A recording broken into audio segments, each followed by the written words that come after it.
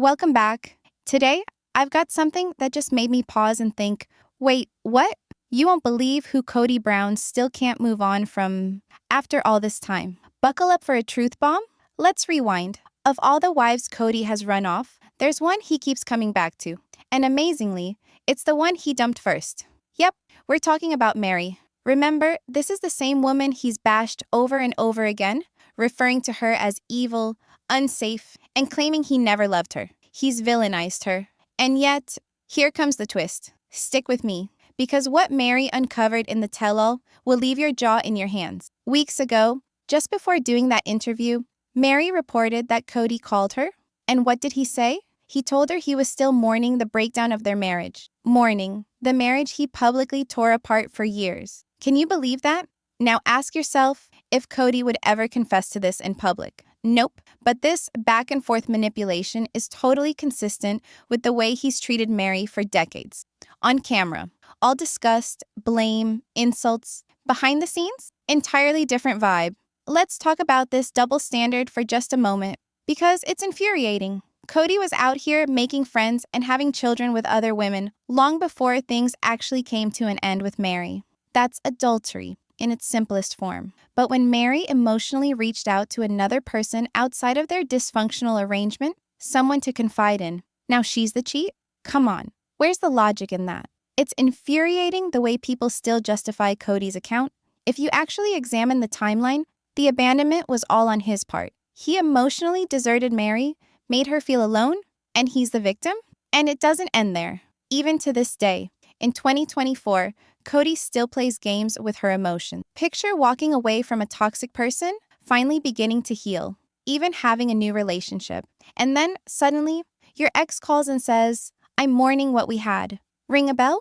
Because if you ever had an ex attempt to draw you back in with a message like that, you know how manipulative and confusing that feels. Let's open it up. Did your ex ever reach out like that? Someone who treated you poorly and then comes back around wanting empathy or affection?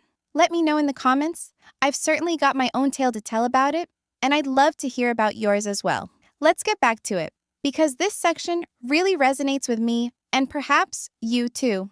A bit of background. I haven't been single for more than 16 years, so this was years ago. I was dating a guy on and off before I met my husband. We even lived together for a short time, but after we broke up, he came and went through my life for another few years. We never reunited, but once I was with someone new, once I was engaged, he appeared out of nowhere. Here's the kicker. He began emailing me incessantly, saying he missed me, wanted to see me, and missed spending time with me. Although, at that time, I was engaged. Then, after I married, in the first year of my marriage, he did it again. And that's when I had to put my foot down. I said to him, "I'm married now. Stop." Boom. I blocked him for good. Ever had an ex who comes back with "I miss you" messages? Let me be very clear. They're not looking for closure or a friendly chat. They want to open your heart and trap you in their world. If you're already in a happy place, it's like they're jealous. 2 of my past boyfriends prior to my husband were textbook narcissists, and the one I'm referring to was no different. He would return whenever I appeared content, whenever I was getting over him. I found myself thinking, do we really have a chance? I'd get caught up for a second, and then I'd recall that his intention wasn't love or care. He watched me flourish and didn't want me to be happy, albeit he didn't want to commit. It was all manipulation. Which brings me back to Kody and Meri. Even though Meri moved on, got therapy, did self-improvement work, Kody still refuses to let her go. He's playing the same narcissistic games. Pop up, sow doubt, bring back old wounds. Meri's learning to recognize this. She's doing the work to heal. But I'm not convinced she's had the same depth of therapy as someone like Christine. I've been to therapy, had narcissistic exes and family members, and I'd like to share my experience with you so that you can help anyone out there watching who could be in Meri's situation. Rather than simply spilling the tea, let's take apart precisely what Kody is doing to her. We all recognize Kody's narcissistic behaviors. Some of you roll your eyes at the mention of it, but it's undeniable. This is what a narcissist's behavior usually looks like. Hoovering. That's what therapists say when a narcissist pulls you back in with praise or pretend remorse. Like Kody saying he's still in mourning to Meri. Gaslighting. He gets her to question her reality. "I never said that." Or "You're being too sensitive." until she begins doubting herself. Idealize, devalue, discard cycle. They idealize you first. You're so wonderful. Then, when you can't be perfect by living your own life, they devalue you. You're ungrateful. You betrayed me. And lastly, they discard you, only to start the cycle again when they need attention. Sound familiar? That's precisely what's occurring with Kody. He informed Meri he was in mourning, good old hoovering, after he spent years bashing her to death in the public eye. Now, Meri has settled down, achieved stability, but along comes Kody, attempting to rile the waters all over again. If you're viewing and you've been in Meri's shoes, feeling as though your ex won't leave you alone, know this: you are not alone, and it's not your fault. What Kody is doing isn't sweet, it's manipulation. He feeds off control, and by leading Meri to believe she has a duty to make things right, he keeps her trapped in an emotional tug-of-war. So, what do you do if you're having something similar? Here are some tips. Identify the hoover.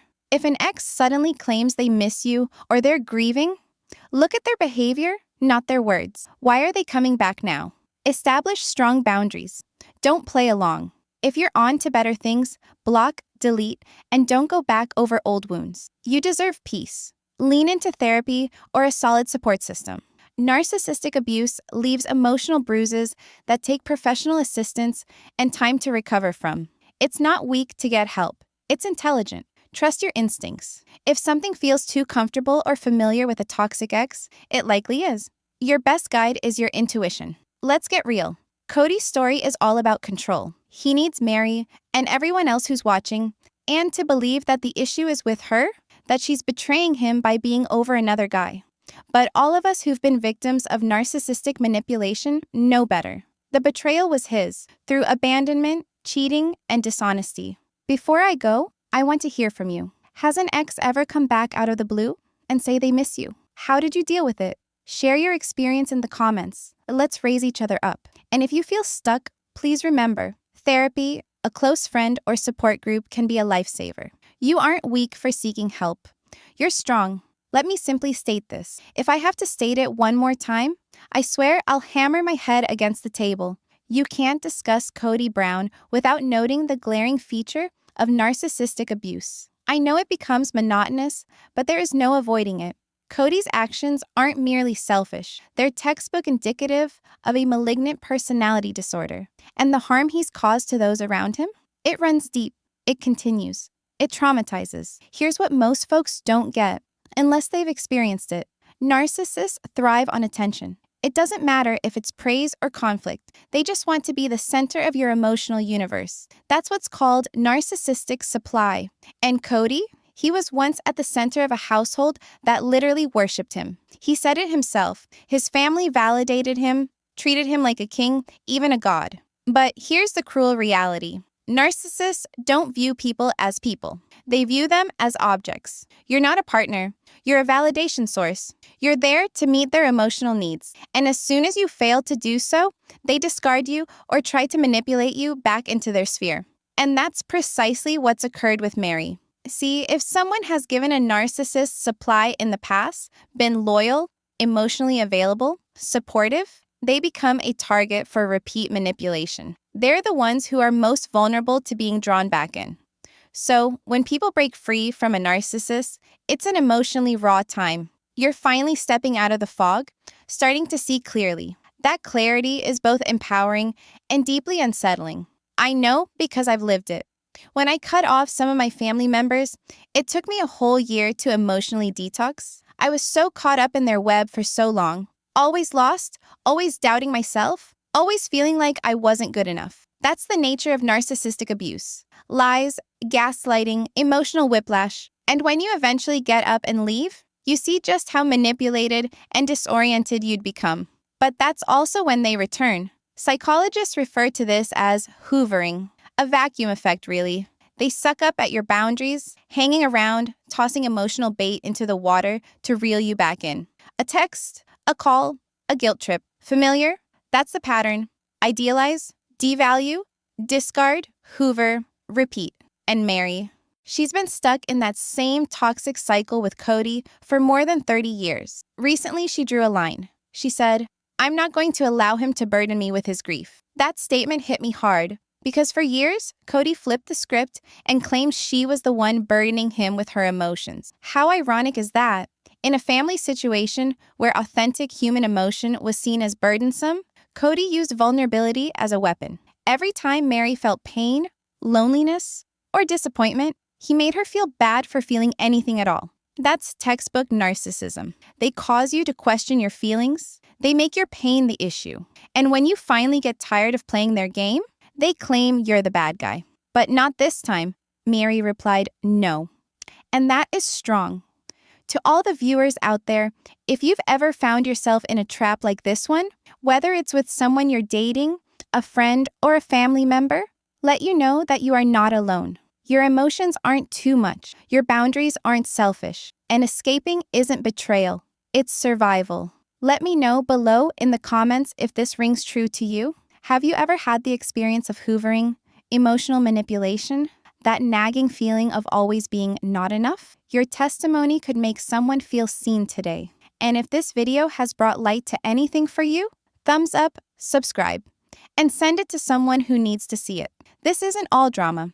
It's an actual discussion on emotional abuse, healing, and taking back your peace. Let's discuss one of the more subtle but powerful strategies in emotional manipulation, hoovering, and how it continues to transpire between Kody Brown and Meri, even after all that has occurred.